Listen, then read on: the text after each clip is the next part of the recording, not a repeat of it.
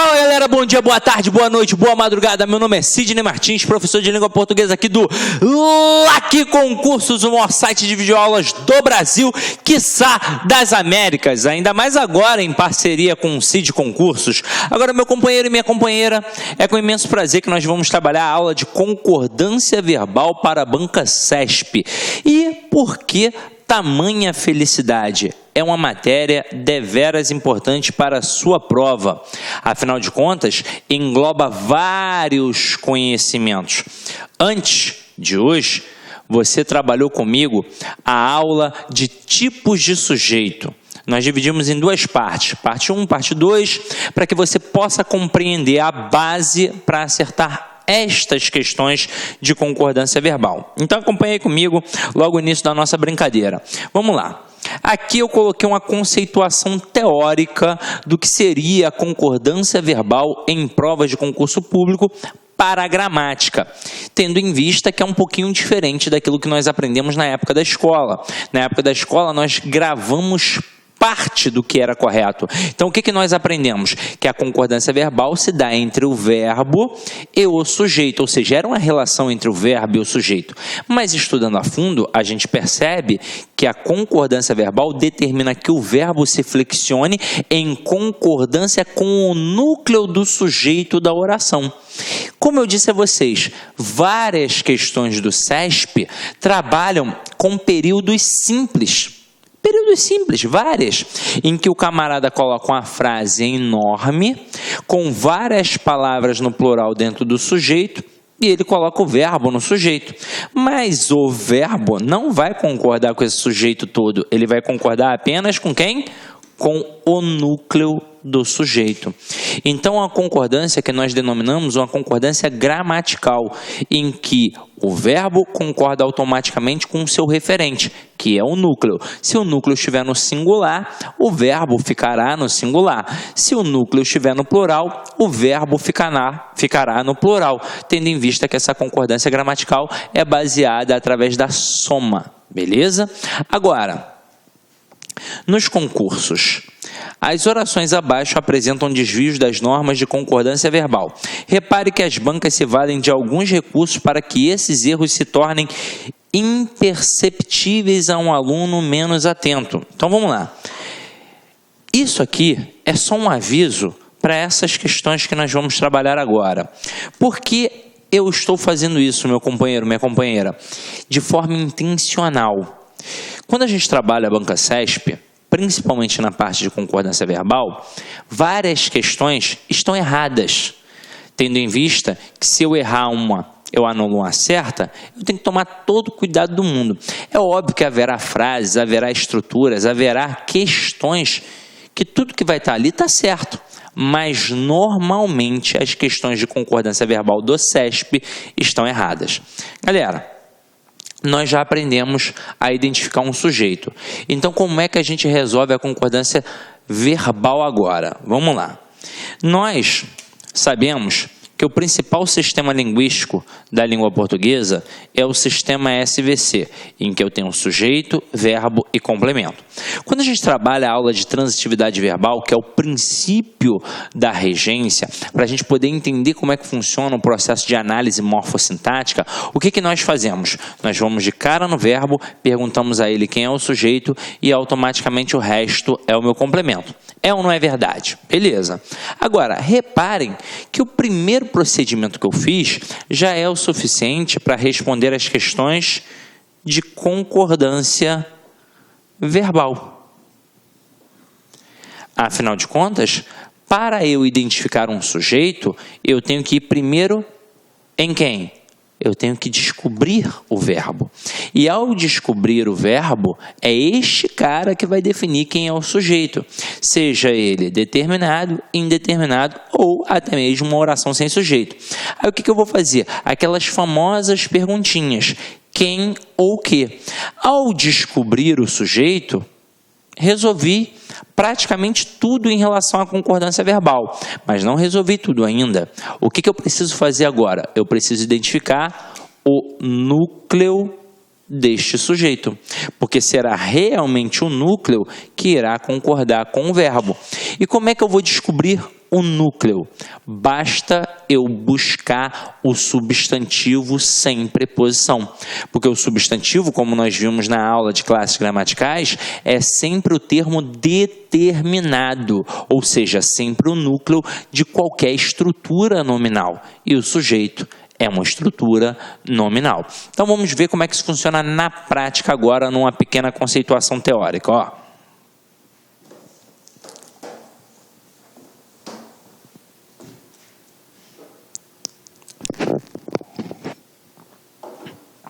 Olha essa primeira frase. O som agradável dos cantos dos pássaros acalmam nossas almas intranquilas.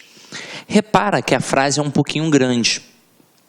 E o aluno, ao ler a frase toda, ele não vai perceber nada. Então, prosodicamente, a frase é aceitável. O som agradável dos cantos dos pássaros acalma nossas almas intranquilas. E se o aluno for tentar buscar, de repente, um núcleo de sujeito, ele pode se equivocar. Então, acompanha aqui comigo. Para eu responder qualquer questão de concordância verbal, eu tenho que procurar quem? Eu tenho que procurar o verbo. Então tá aqui, ó, acalmam. Então, Sidney, o verbo já está no plural, significa que está certo. Eu vou perguntar quem ou o que acalmam. É ou não é verdade? Não. A minha pergunta é sempre no singular. Afinal de contas, eu não sei ainda quem é o referente. Ah, Sidney, mas ali tem uma porrada de coisa. Eu já vi quem é o referente. Você ainda não viu. Você vai perguntar para aí sim descobrir. Então, vamos lá. Quem ou que acalma nossas almas intranquilas? Aí eu vou obter como resposta tudo isso daqui, ó. O som agradável dos cantos dos pássaros. Tudo isso é o meu sujeito. Agora, é essa estrutura toda que vai concordar com o verbo? Não, vai ser o núcleo do sujeito. Aí, às vezes, alguns alunos dão mole nessa parte, porque eles vão pensar na palavra semanticamente mais importante. Então, de repente, o camarada vem aqui em pássaros ou em cantos. Mas não é assim que a banda toca, porque tanto pássaros quanto cantos estão preposicionados. E eu não vou ter o núcleo do sujeito preposicionado. E a gente já sabe o porquê, é ou não é verdade? Agora, acompanha aqui comigo. Qual é o substantivo sem preposição? É a palavra som. Então, a palavra som é que funciona como núcleo do sujeito. E se aqui é o núcleo do sujeito, o verbo tem que concordar com este núcleo. Como o núcleo está no singular, o que vai acontecer obrigatoriamente com o verbo? Ele vai ficar no singular. Então, a frase correta seria: o som agradável dos cantos dos pássaros acalma nossas almas intranquilas. Porque, na verdade, o que verdadeiramente vai acalmar é o som. Tranquilo? Então, vamos continuar brincando aqui. Olha a próxima frase. O choro das crianças das comunidades carentes nos comovem.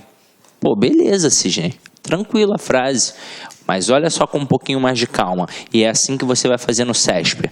Você vai procurar o verbo e vai perguntar a ele quem é o sujeito. Sempre com aquelas perguntinhas. Quem ou o que, quando você tiver dificuldade. Então, quem ou o que nos comove? Aí eu obtenho como resposta tudo isso, ó. O choro das crianças das comunidades carentes.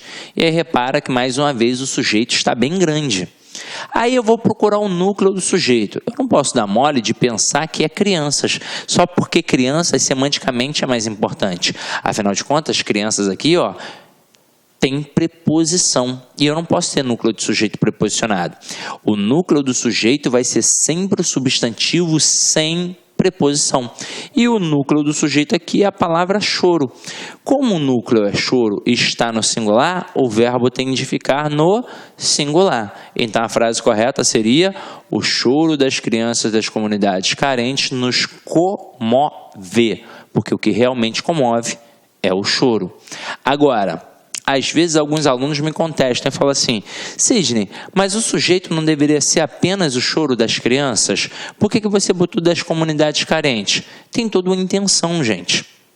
Se eu colocasse o choro das crianças, eu estaria dizendo que qualquer criança me comove ao chorar, mas esta não foi a intenção da frase. A intenção da frase foi dizer que apenas o choro das crianças das comunidades carentes é que me comove. Então, por exemplo, o choro de uma criança do Leblon, de Ipanema, do Leme aqui, ó, não vai me comover. Vai me comover o choro de uma criança da comunidade carente, porque eu sei que ela está passando algum tipo de necessidade.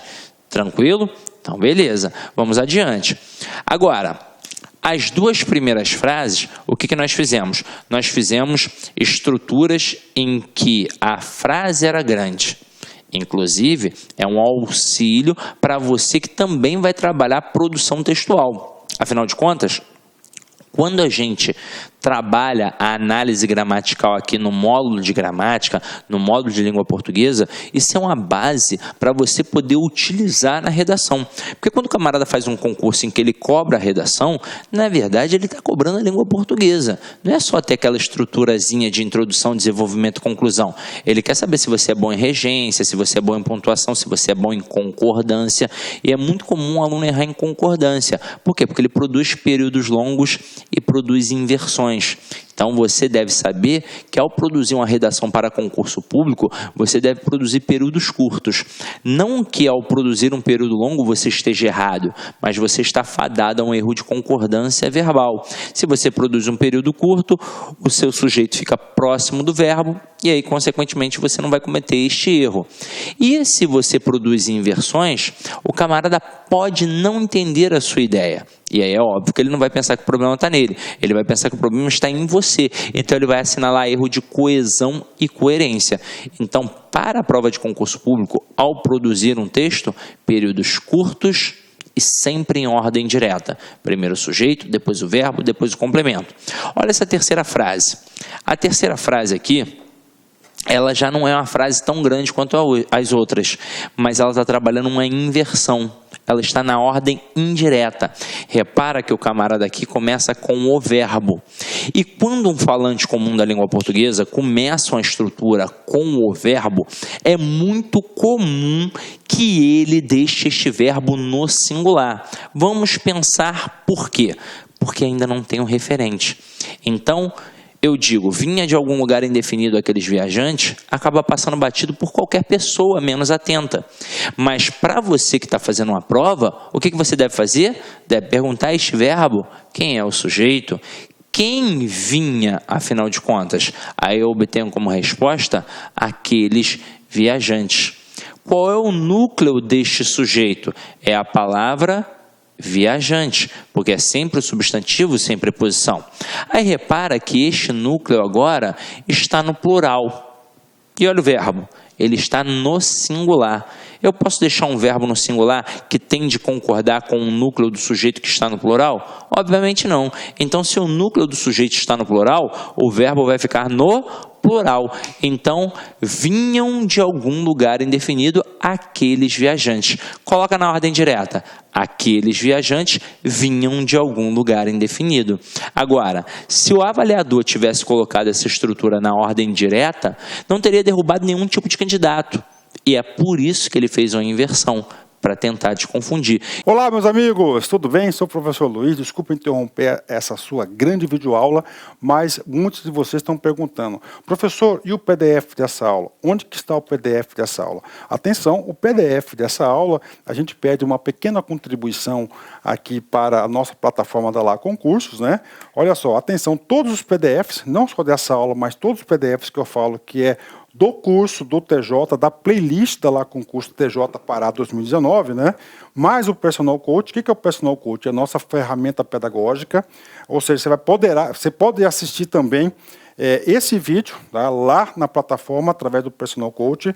Personal significa pessoal e coach significa treinador. Você vai ter um treinador pessoal aqui, a gente vai controlar você, a gente vai ranquear, nós vamos acompanhar o seu desempenho. Professor, quanto custa os PDFs e mais o Personal Coach? Apenas R$ 29,90 é o preço aí dessa pequena contribuição desse projeto aí da Lá Concurso, ok? Forte abraço, já, tchau. E você, sábio e querido aluno, já prestou atenção e já está ligado que hoje em dia o que vai te derrubar na prova do concurso público não é a teoria, não é o conhecimento gramatical, e sim a falta de atenção, beleza?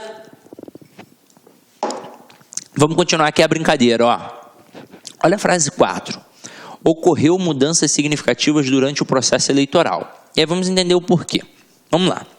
Quando a gente estava estudando tipos de sujeito, vocês lembram do verbo haver? Esse camarada é tão certo na tua prova quanto o texto. Ele vai cair na tua prova. O verbo haver sempre cai nas provas do CESP. Ah, professor, eu fiz um concurso que não caiu. Porra, beleza. Sorte a sua ou azar o seu. Mas normalmente ele cai. E aí é o seguinte, o verbo haver, no sentido de existir, ocorrer e acontecer, é um verbo impessoal, ou seja, ele não tem uma pessoa para concordar, e é por isso que ele caracteriza uma oração sem sujeito.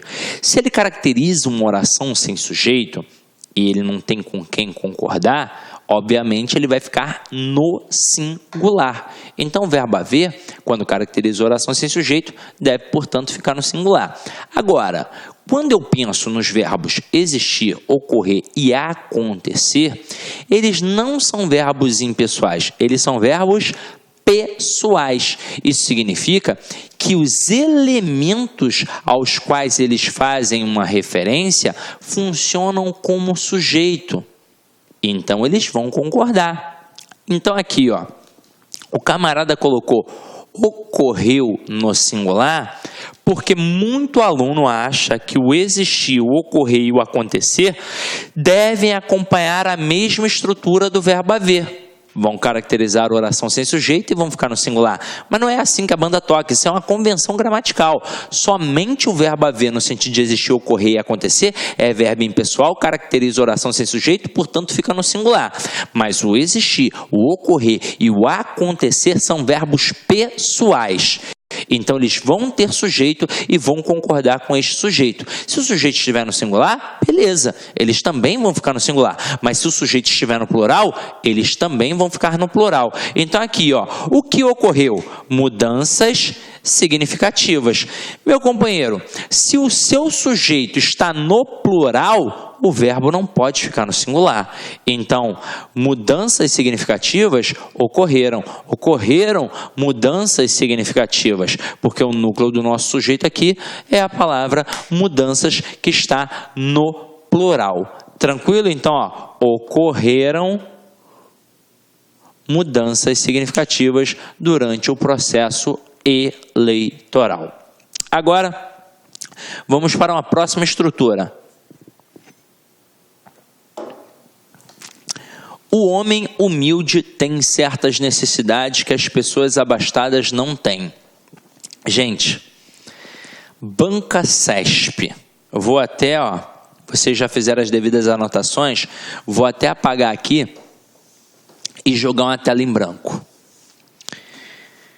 Quando você faz uma prova para o CESP, você tem que dominar o verbo haver para poder fazer questões de concordância verbal. Beleza. Mas você também tem que dominar os verbos ter e vir. Porque estes camaradas vão cair na tua prova. Não só na prova do CESP, como também FCC, Sesgran Rio, ESAF, VUNESP e por aí vai. As bancas adoram estes verbos.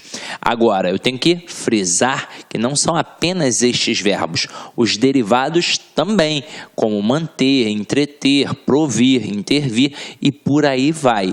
Então, meu companheiro, aqui a gente vai trabalhar uma diferenciação de número para poder marcar, assinalar o plural. E o plural na língua portuguesa é sempre assinalado com acento circunflexo.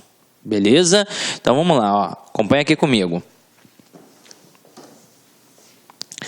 Questão 5. O homem humilde tem. Então, observa que aqui apareceu o primeiro verbo. Aí diz para mim, quem é que tem certas necessidades?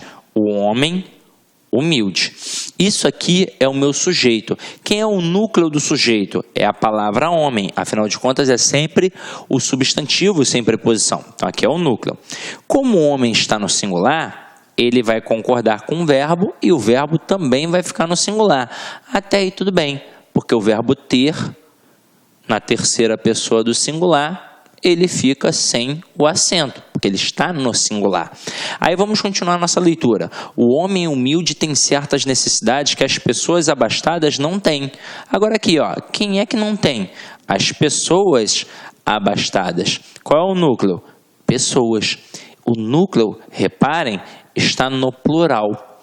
E este núcleo tem de concordar com o verbo. Eu não posso deixar um verbo que vai ficar no plural obrigatoriamente, porque ele tem que concordar com este núcleo, igual um verbo que está no singular.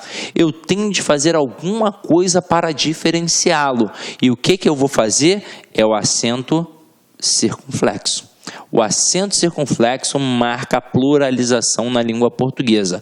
E aí você tem que ficar ligado que o SESP vai fazer sempre isso. Vai colocar um período um pouquinho maior, afinal de contas, a grafia e a pronúncia são as mesmas. Então, se o aluno não estiver muito atento, ele vai embarcar no erro. Repara que eu digo o homem humilde tem e as pessoas abastadas não têm. A pronúncia é a mesma e a grafia também. A única coisa que tem para diferenciar é o acento circunflexo que marca exatamente o plural. Agora, continuando a brincadeira, eles também vão utilizar os verbos que são derivados. Observa a frase 6. As crianças da cidade grande se mantêm alheias a tudo. Vamos lá. Olha o verbo aqui. Verbo manter. Quem é que se mantém alheio a tudo? Então, vamos lá. As crianças da cidade grande. Tudo isso aqui é o meu sujeito. Agora, qual é o núcleo do sujeito? É sempre o substantivo sem preposição. O núcleo aqui é a palavra crianças. E é este núcleo que tem que concordar com o verbo. Aí o aluno pensa assim, ué, Sidney, mas já tem um acento ali, como é que fica? Na nossa aula de acentuação, você já viu que aqui tem um acento obrigatório pelas regras básicas de acentuação. Afinal de contas, ali eu tenho uma oxítona terminada em "em". E toda oxítona terminada em "em" deve receber o quê? O acento. Mas reparem, o acento que está ali é um acento no singular. Mas como assim, Sidney? O acento agudo só tem um pauzinho, então é singular. Se eu tivesse colocado a criança, aí beleza. A criança da cidade grande se mantém com acento agudo, alheia a tudo. Mas ao colocar crianças no plural, eu não posso deixar o acento, que é o acento agudo ali, que marca o singular. Afinal de contas, ele não marca nada, ele é só um acento que existe. Mas como é um acento que só tem um pauzinho, eu posso pensar, acento no singular. Agora, para ser no plural, obrigatoriamente, tem de ser o acento circunflexo, porque são dois pauzinhos. Ah, Sidney, isso é idiota. É idiota, mas na hora da prova vai te auxiliar, não vai? Então, beleza. Então, ó, tem só um acento agudo assim, ó, um pauzinho, singular, não dá mole.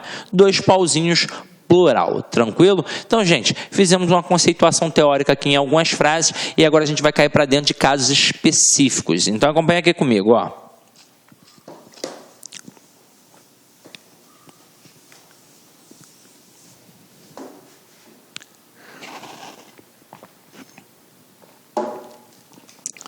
Essa primeira parte foi para a gente definir como a banca pode tentar te derrubar com uma estrutura de sujeito simples, com apenas um período simples. Um verbo, um sujeito, pronto, e acabou.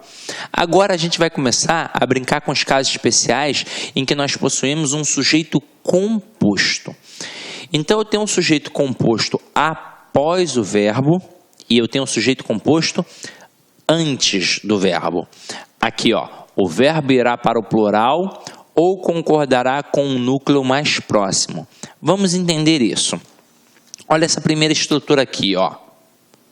O gato e a gata miaram. Basicamente, o que a gente tem aqui, ó? Está escrito aqui, ó, antes. Esse sujeito composto está antes do verbo.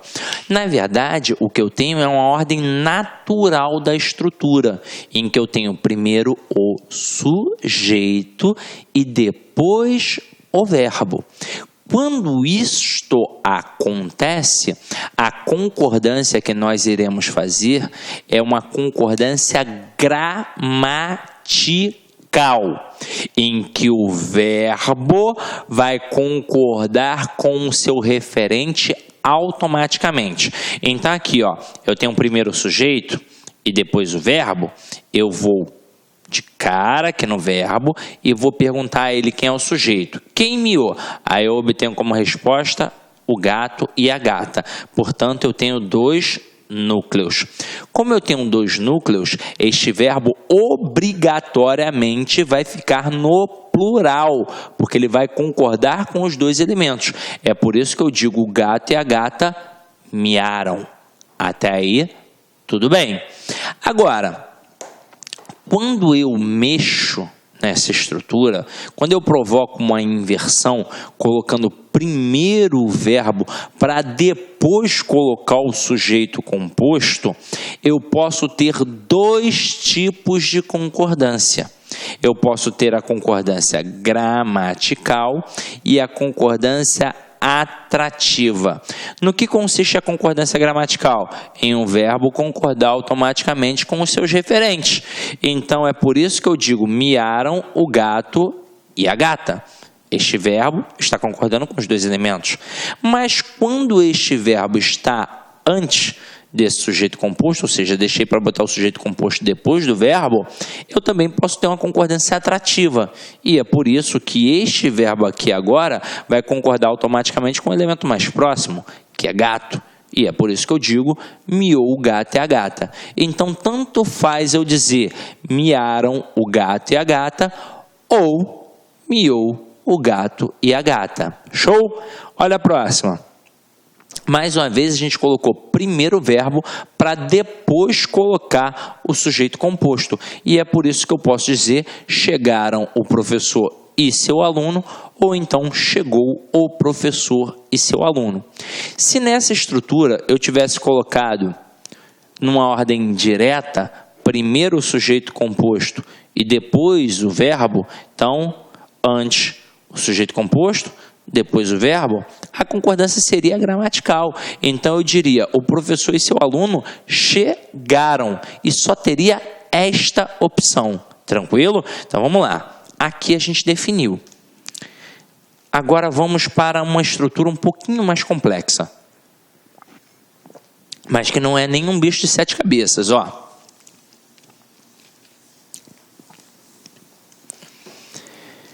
Sujeito composto ligado por ou, pelo conectivo ou. Quando a gente trabalha o conectivo ou, por exemplo, na aula de conectivos, na aula de conjunções, nós definimos que ele marca uma alternância, uma escolha. Beleza, ou você vai fazer uma coisa, ou vai fazer outra. Só que aqui nós vamos trabalhar com dois valores semânticos. Eu posso trabalhar com a questão da simultaneidade e com a questão da exclusão. Então vamos lá, ó.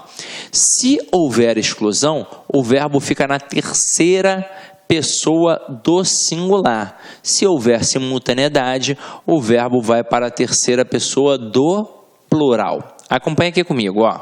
Primeiro exemplo. João ou José casará com Maria. Meu companheiro, João ou José casará com Maria. Aqui, para e pensa. Não é o João e também o José que vão casar com a Maria. Pensa aqui na estrutura do Brasil. O Brasil, ele é monogâmico. Então não existe esse negócio do camarada casar com 2 mulheres, casar com 3 mulheres, casar com 5 mulheres.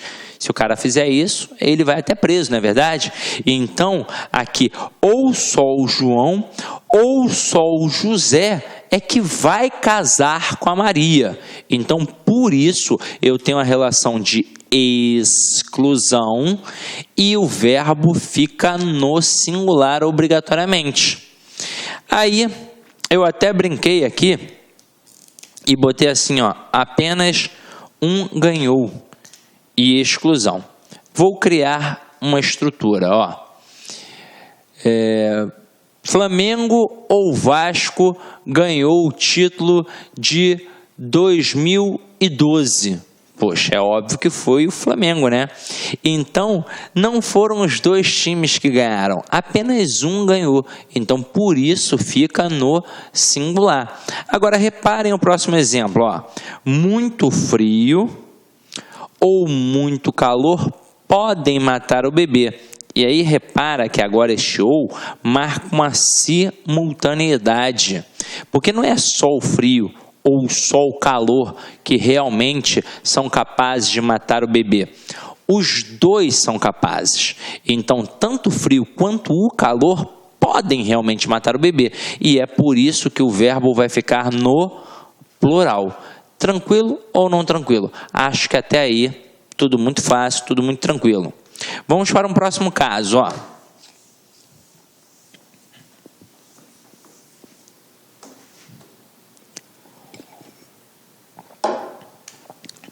Sujeito composto com núcleos sinônimos ou quase, ou seja, bem próximos, bem parecidos.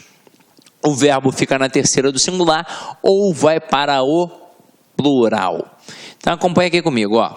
A paz e a tranquilidade comoveu, ou então a paz e a tranquilidade comoveram o povo. Galera, eu quero que vocês entendam isso. Eu tenho aqui a paz e a tranquilidade. Até aí tudo bem, não é? Então, ó, o verbo fica na terceira do singular ou vai para o plural. Normalmente, pela concordância natural, eu diria a paz e a tranquilidade comoveram o povo. E, poxa, perfeitamente aceitável. Agora, como as estruturas são bem próximas, como paz e tranquilidade, o que a gramática permite? Permite que este verbo fique na terceira do singular. Então, eu posso dizer a paz e a tranquilidade comoveu o povo. E aí, a estrutura é um pouco esquisita. Ela pode provocar dúvida na cabeça do aluno. Na hora que você estiver fazendo a prova, o que você vai pensar? São sinônimos. São bem próximos semanticamente. Paz e tranquilidade. Se são bem próximos, é por isso que o verbo também pode ficar no singular. Então isso aqui, ó, é questão de atenção. Eu tenho que ficar ligado, que eu posso dizer tanto a paz e a tranquilidade comoveram o povo, como posso dizer a paz e a tranquilidade comoveu o povo. Beleza? Então vamos para um próximo caso.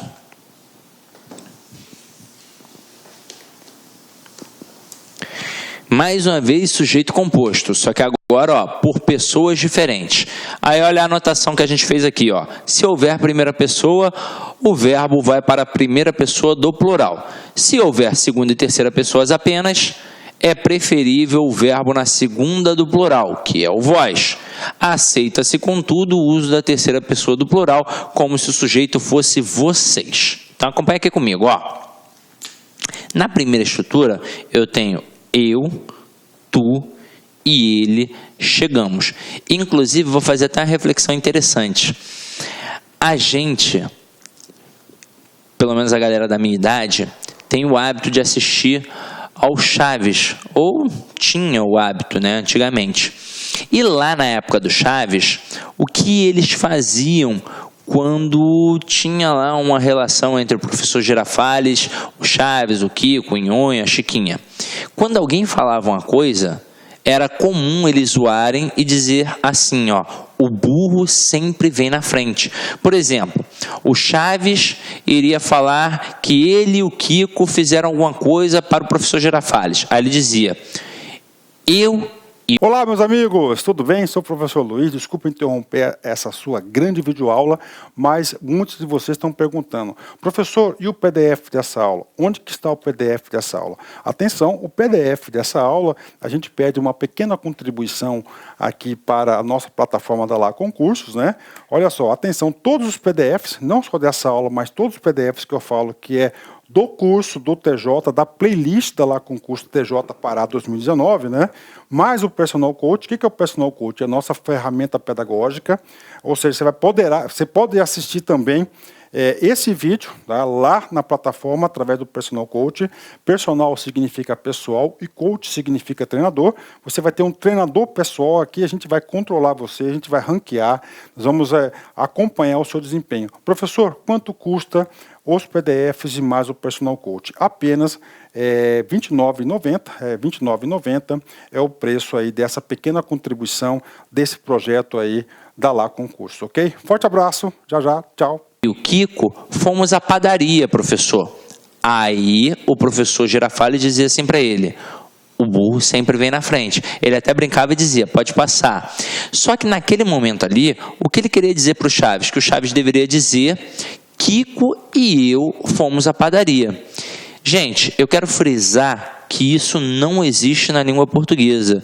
Então, na língua portuguesa não tem a obrigatoriedade da posição das pessoas no discurso. Então, tanto faz eu dizer eu e Kiko fomos à praia, quanto Kiko e eu fomos à praia. Tranquilo? Não há o menor problema. Então, aqui nessa estrutura, eu não preciso dizer tu, ele e eu chegamos. Eu posso sim dizer eu, tu e ele chegamos. Agora, o que eu tenho de definir é o seguinte: se eu estou colocando aqui uma primeira pessoa do singular, é óbvio que este verbo tem de ficar numa primeira pessoa do plural.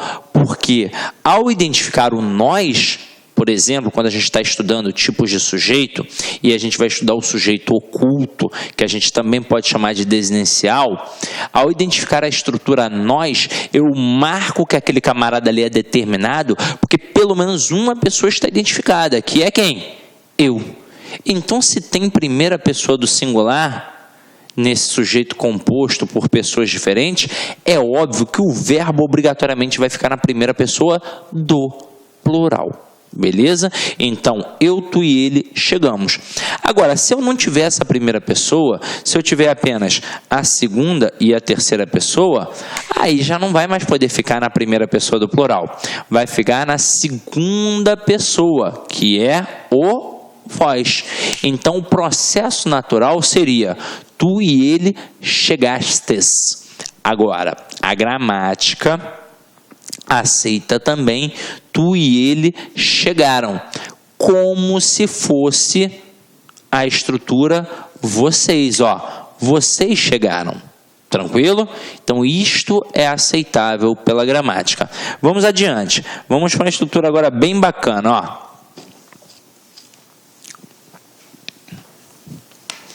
Galera, aqui é o seguinte. Eu marquei aqui núcleo coletivo, mas você provavelmente deve ter aprendido isso na escola como termo partitivo. Então, quando você tem um termo partitivo seguido de especificação, você pode ter dois tipos de concordância. Então, está aqui, ó, o verbo pode concordar com o núcleo coletivo ou com a especificação. Seria uma concordância facultativa. Só que a gente vai entender isso aqui muito bem. Então, vamos lá. Eu botei aqui: um grupo de estudantes se aproximou e um grupo de estudantes se aproximaram. Se eu tivesse colocado apenas um grupo, eu colocaria um grupo se aproximou.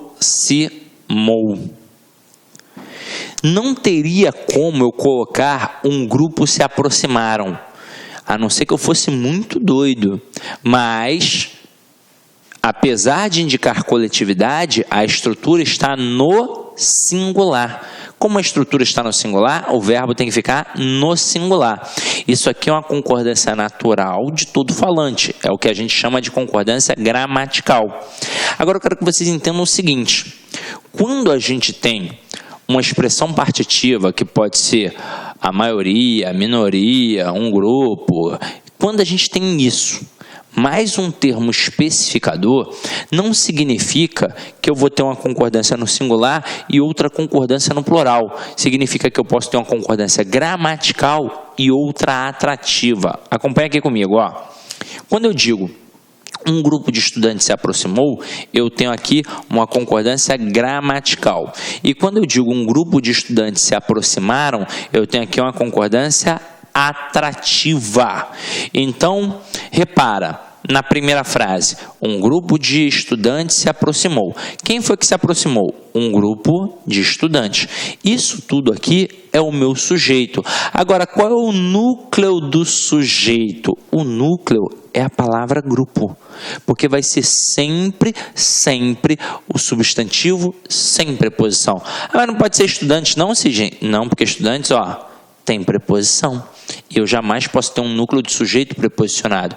Então, este verbo aqui vai concordar com o núcleo que está no singular, portanto, uma concordância gramatical. E mesmo que este termo aqui indique uma coletividade, ele se encontra no singular. Agora, observa a próxima. Um grupo de estudantes se aproximaram. Aqui, quem foi que se aproximou? Um grupo de estudantes. Então, tudo isso aqui é o meu sujeito. Quem é o núcleo do sujeito? Continua sendo a palavra grupo. Agora, só que aqui nós fizemos uma concordância atrativa. E por que a gramática permite isso? Porque semanticamente a palavra estudante é mais importante para você. É ou não é verdade? É mais importante. Então, a gramática entendeu, eu posso realmente também permitir uma concordância atrativa. Então, este verbo aqui vai concordar com o termo mais próximo, que é a palavra estudante. Como a palavra estudante está no plural, o verbo também fica no plural. Bizu que eu vou te dar para a questão de função sintática. Esses termos especificadores aqui, eles sempre vão funcionar sintaticamente como adjuntos adnominais, porque eles sempre vão acompanhar um substantivo, eles sempre vão caracterizar este substantivo. Então, eles sintaticamente sempre funcionam como adjuntos adnominais. Quer ver? Vamos continuar brincando aqui mais um pouquinho sobre isso,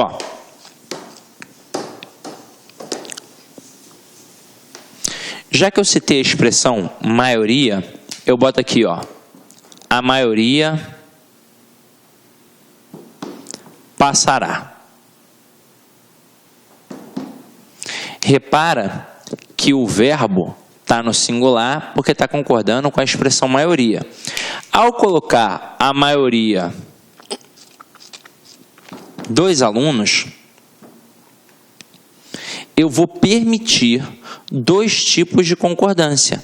A maioria dos alunos passará, ou então a maioria dos alunos passarão.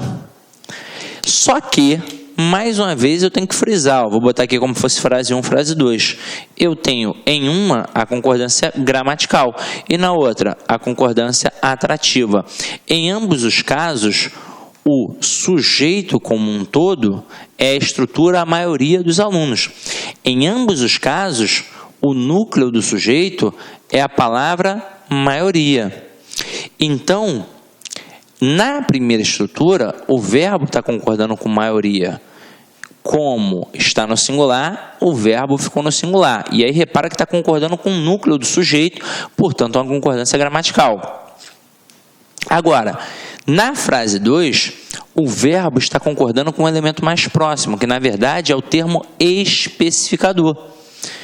E, como está concordando com o elemento mais próximo, eu chamo de concordância atrativa. E mais uma vez eu vou frisar, sintaticamente esses termos especificadores são sempre adjuntos adnominais.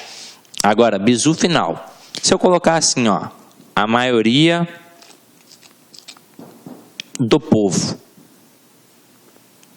eu coloquei um termo partitivo ou um núcleo coletivo, como preferir, mais um termo especificador. Isto significa que eu posso ter dois tipos de concordância.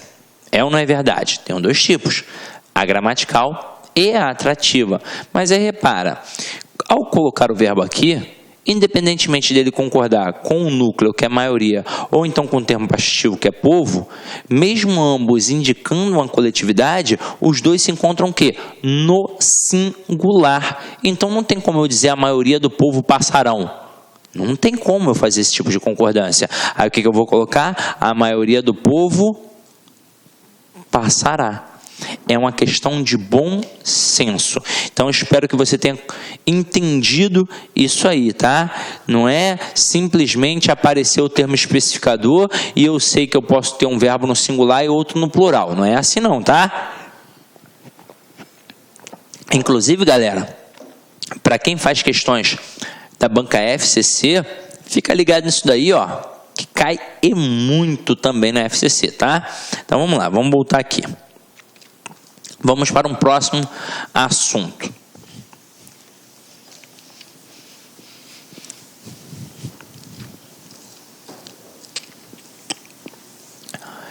Quando o sujeito é um pronome de tratamento, então coloca aqui, ó, o verbo se manterá na terceira pessoa. Sua Excelência aceita bem suas próprias limitações. Ou então, Vossa Excelência aceita bem suas próprias limitações. Esse tipo de concordância aqui, super tranquilo. No final das contas, o que eu preciso aprender sobre isto aqui para poder fazer uma prova que realmente o camarada pode tentar fazer uma pegadinha comigo, é mais até do que para a questão de língua portuguesa no processo gramatical. É até mais para a questão de redação oficial, para a gente poder definir com quem aquele emissor vai falar, ou seja, quem é o meu interlocutor. Aí é o seguinte, eu tenho aqui Sua Excelência e Vossa Excelência.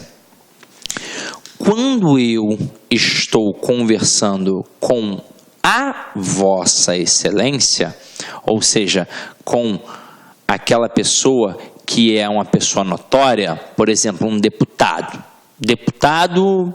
Luiz. Aí eu estou conversando com o deputado Luiz. Aí eu digo, ó, Vossa Excelência, aqui estão os documentos que o senhor me pediu.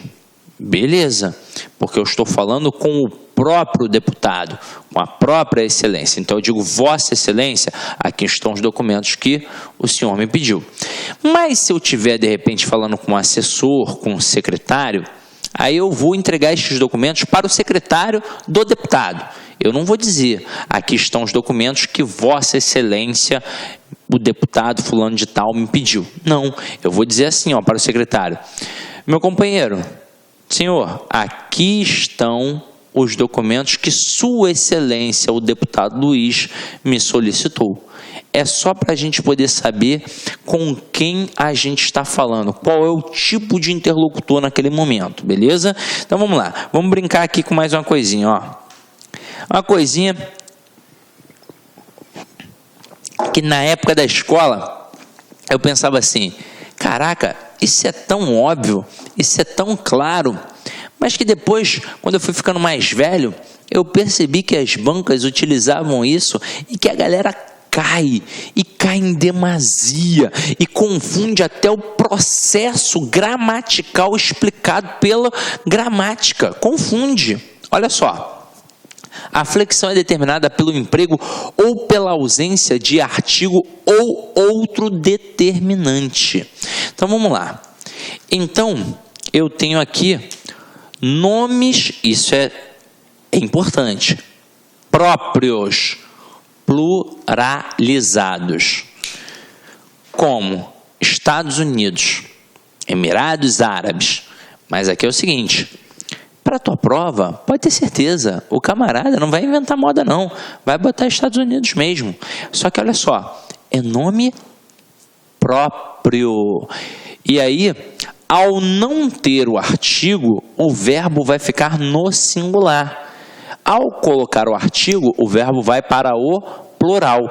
Então eu digo, Estados Unidos enfrenta uma crise avassaladora. Mas ao colocar o determinante, ao colocar o artigo aqui, ó, os Estados Unidos enfrentam uma crise avassaladora. Meu parceiro, tem de ficar muito atento, porque se você não prestar atenção, de repente você vai jogar tudo no plural. Ó, Estados Unidos enfrentam. Não, mas é Estados Unidos enfrenta e os Estados Unidos enfrentam. E por que eu estou dizendo que o aluno confunde isso? Certa vez, um aluno entrou em contato comigo e falou assim: poxa, professor, não colocaram um artigo naquela estrutura. Por que o verbo foi para o plural? Ele não deveria ficar no singular? Aí, a estrutura era a seguinte, até parecida com essa, né, de enfrenta. Só que ao invés de Estados Unidos, estava assim, ó, escolas. E aí, é óbvio, estava escolas enfrentam uma crise. Como se fosse essa, ó, escolas, vou até escrever aqui, ó, escolas enfrentam uma crise. Aí o aluno contestou, falou assim: poxa, professor, se está escolas, deveria ser escolas enfrentam a crise, não é? Porque não tem o artigo ali. Não, não é assim que a banda toca. Isso acontece com nomes próprios pluralizados. Aqui não é um nome próprio, beleza? Então, se o meu substantivo aqui está no plural, é óbvio que o elemento ao qual ele vai fazer referência, com que ele vai brincar aqui, também vai ficar no plural. Então, escolas enfrentam e escola enfrenta. Isto de precisar de um determinante, de precisar do artigo, é só quando eu tiver um nome próprio pluralizado. E basicamente na sua prova você pode ter certeza, é a estruturazinha voltada para os Estados Unidos. Beleza? Então vamos lá, vamos continuar nossa brincadeira aqui, ó.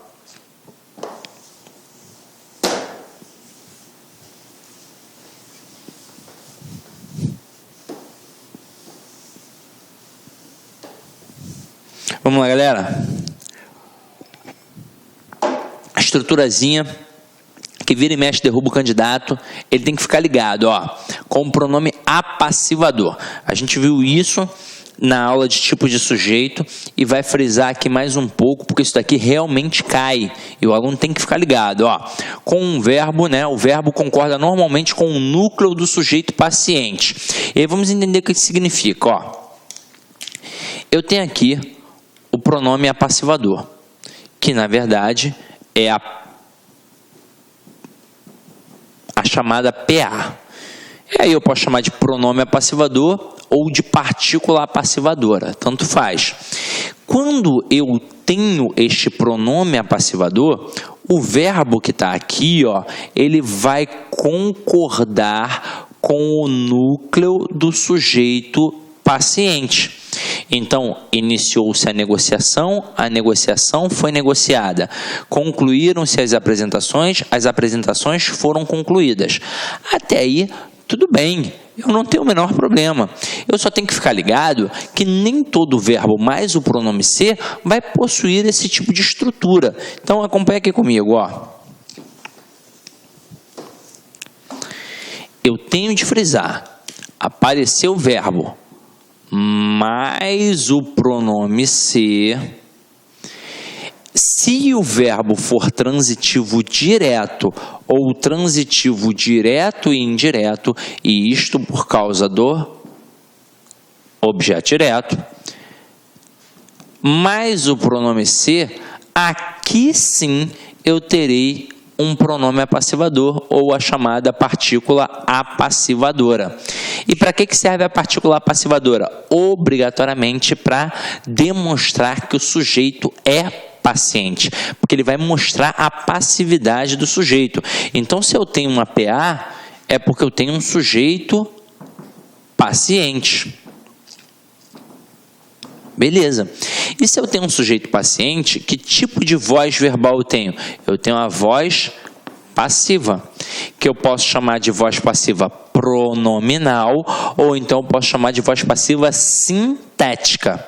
Agora, se forem verbos transitivos indiretos, verbos intransitivos, verbos de ligação, ou até mesmo um verbo transitivo direto, mais um objeto direto preposicionado, mais o pronome ser, eu tenho que frisar que aqui não vai ser pronome apassivador, não vai ser partícula apassivadora. Aqui nós teremos um PIS, que é a partícula de indeterminação do sujeito.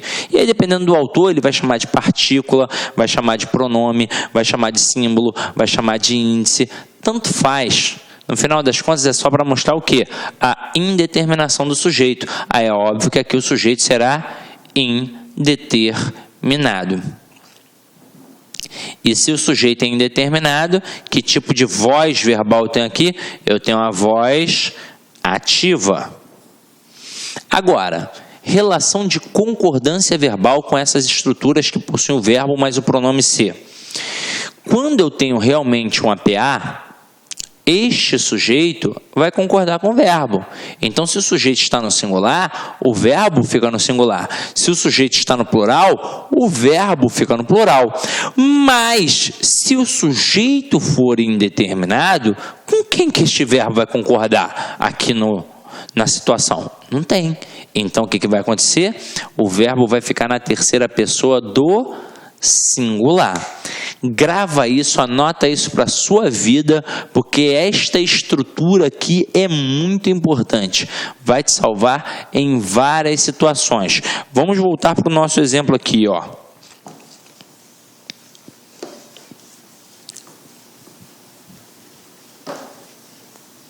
Para a gente poder observar, ó. Iniciou-se a negociação. É muito comum o SESC fazer a seguinte coisa: pegar a estrutura aqui, destacar e dizer que, ao pluralizar o termo destacado, automaticamente a estrutura verbal também vai para o plural. Isto vai acontecer quando eu realmente tiver um sujeito paciente. E quando é que isso vai acontecer? Quando o verbo for transitivo direto. Então, ó, iniciou-se a negociação. Quem inicia, nesse caso, inicia alguma coisa. Então, tem um verbo transitivo direto, e aqui é óbvio, é um APA, e aqui é óbvio, é um sujeito. Então, se aqui é o sujeito, concorda com o verbo. Se aqui estiver no singular, o verbo fica no singular. Se aqui estiver no plural, aqui fica no plural. O que aconteceu aqui no nosso segundo exemplo, ó, concluíram-se as apresentações. Neste contexto, quem conclui, conclui alguma coisa. Então, é verbo transitivo direto, mais particular passivadora, e aqui é óbvio, é um sujeito. Mas se eu botar assim, ó, necessita-se de deputados honestos.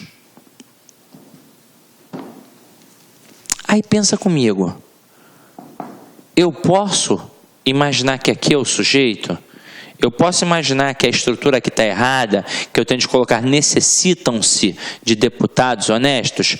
Não posso pensar, porque aqui eu tenho um verbo transitivo indireto, porque quem necessita, necessita de alguma coisa. E se aqui eu tenho um verbo transitivo indireto, este pronome aqui não vai ser um pronome apassivador, vai ser um pronome de indeterminação do sujeito. Então vai ser um PIS.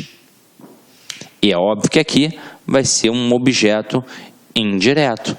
E o verbo vai ficar na terceira pessoa do singular. Não vai importar se o elemento que está ali, ó, vai estar no singular ou no plural. Não vai fazer a menor diferença na relação da concordância. Afinal de contas, o sujeito aqui é indeterminado. E o verbo mais o pronome ser, quando caracteriza uma estrutura de sujeito indeterminado, este verbo obrigatoriamente fica na terceira pessoa do singular. Tranquilo até aí? Beleza. Aí, nós já matamos, mas eu vou frisar porque eu fiz uma vez essa questão contigo e eu tenho certeza que pode cair um dia, ó. Vendem-se casais. O camarada pode dizer para você que essa estrutura está errada, como de fato está. E dizer que para ficar correto, você tem de colocar vende-se casa. Não, isto não está correto. Mas como assim, Sidney? Se é verbo transitivo direto mais pronome ser, o termo que vem ali depois não é sujeito? É, beleza, é sujeito. Só que o verbo, ele concorda com quem? Com o núcleo do sujeito, não é? Então, se o núcleo do sujeito estiver no singular, o verbo fica no singular. Se o núcleo do sujeito estiver no plural, como é que fica o verbo? No plural. Então, para ficar correto, eu tenho de colocar vendem-se casas. Tranquilo ou não tranquilo? Tranquilo, não é? Então, vamos lá, ó. Aqui, galera, o que a gente vai fazer? Antes da gente passar para a próxima etapa, afinal de contas, muita coisa a gente já construiu na aula de tipos de sujeito e agora a gente está reforçando, porque é um assunto deveras importante, várias questões da tua prova podem ser de concordância e você não pode dar mole, porque o objetivo é gabaritar. Agora a gente vai dar uma parada, até mesmo como setor pedagógico, fator pedagógico. Então, a aula já tem quase 1 hora, a gente dá uma paradinha para você dar uma refrescada, vai ao banheiro, toma uma água, bebe um café. É importante beber água para hidratar o cérebro, para ficar atento. Então, vai lá, daqui a pouco a gente volta para o nosso segundo momento, para a nossa segunda parte, tranquilo? Então, até daqui a pouco, meu companheiro e minha companheira. Olá, meus amigos, minhas amigas, sou o professor Luiz Antônio Carvalho, quero agradecer você que ficou no final da nossa videoaula e dar 3 recados para vocês aí da Lá Concurso, né? O primeiro é o seguinte, o PDF e mais o Personal Coach, que é a nossa grande ferramenta pedagógica para acompanhar e potencializar, acelerar seus estudos por apenas R$ 29,90. Esse é o PDF mais a metodologia, ou seja, você vai assistir os vídeos, os mesmos vídeos, mas aonde? Na nossa plataforma no YouTube, ela é a nossa plataforma do site, ok? Por R$ 29,90. E também, lembrando para vocês que nós estamos preparando uma ultra revisão de véspera de no mínimo 20 horas, tá? Eu coloco no mínimo porque eu tenho certeza que nós iremos aí ultrapassar, né? Essa carga horária de 20 horas do conteúdo focado para o TJ Pará. Essa revisão é 100% baseado em exercício da banca do CESP, né? Que a gente já começou os preparativos dessa nossa super revisão. Começará a ser disponibilizado esse conteúdo a partir do dia 6 de janeiro. E essa super revisão é pay-per-view, tem que ser no site da LAC, por apenas R$ 39,90. E se você quer mandar um recado, conversar com o professor Luiz Antônio, faço um chamamento para vocês que nós temos um programa semanal chamado Concurseiros, que a gente transmite ao vivo, sempre às 19 horas, horário de São Paulo. E o primeiro programa de estreia, dia 30/10, estarei aqui com vocês. Bacana? Então, forte abraço com vocês e até a próxima aula, se Deus quiser. Tchau, tchau. Fui!